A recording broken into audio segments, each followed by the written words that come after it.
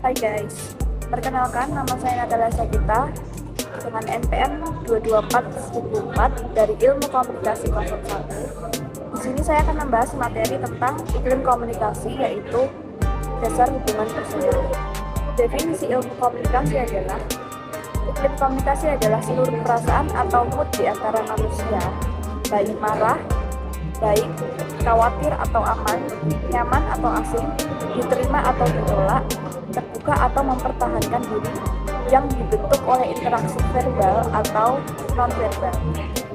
Aspek-aspek yang membentuk kenyamanan hubungan personal itu ada 5. Yang pertama ada investasi, yang kedua kepercayaan, yang ketiga ada komitmen, yang keempat membuka diri, dan yang kelima adalah nyaman dengan pertentangan ide.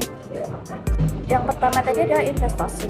Jadi investasi itu adalah apa saja yang kita berikan dalam hubungan dan tidak bisa diambil ketika hubungan itu berakhir.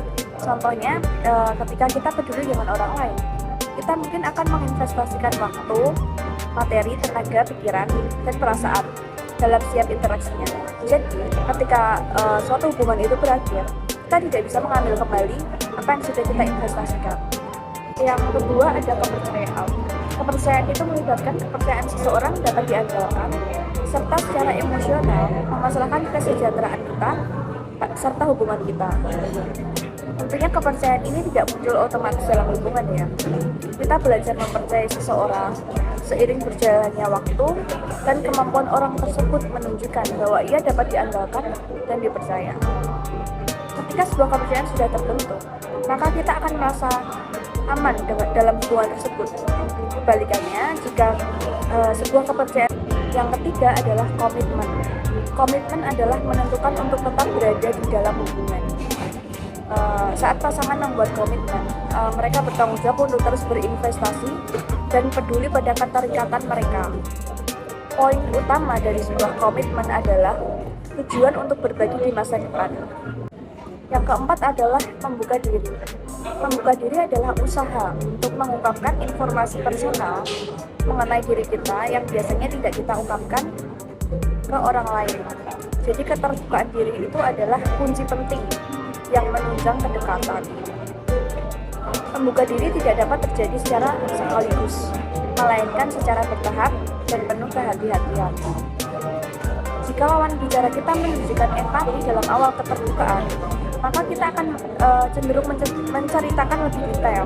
Yang kelima ada nyaman dengan pertentangan itu. Jadi kualitas hubungan yang sehat itu adalah sikap pengertian dan merasa nyaman dengan pertentangan ide. Tentunya sebuah hubungan tidak berjalan dengan mulus, karena tentunya pasti akan ada pertentangan ide atau perbedaan pendapat seperti itu. Perbedaan atau ketegangan yang wajar ada dalam hubungan. Walaupun ketegangan dianggap normal terjadi, namun hal ini dapat sangat menyulitkan jika kita tidak bisa memahami dan tidak melabelinya dengan sesuatu yang wajar.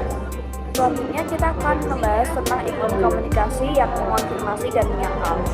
Jadi konfirmasi atau penegasan itu adalah merasa tahu dan merasa diakui. Ada tingkatan penegasan dan penyangkalan.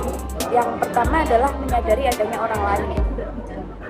Jadi kita melakukan konfirmasi dengan verbal maupun non-verbal. Penyangkalan yang mendasar adalah dengan tidak mengakui kehadirannya. Yang kedua, mengakui apa yang orang lain rasakan, pikirkan, dan katakan. Secara non-verbal, kita menunjukkan bahwa kita mendengarkan, dan secara verbal, kita merespon komunikasi orang lain. Dan yang ketiga adalah menyetujui, yaitu menerima perasaan dan pikiran orang lain. Kita menyangkal orang lain saat kita tidak menerima pikiran dan perasaannya. Ada beberapa pedoman untuk menciptakan dan memelihara suasana yang sehat. Yang pertama adalah menggunakan komunikasi secara aktif untuk membangun iklim yang menguatkan. Yang kedua adalah menerima dan mengonfirmasi orang lain. Yang ketiga adalah afirmasi dan akui diri sendiri. Yang keempat, menghargai perbedaan dalam hubungan.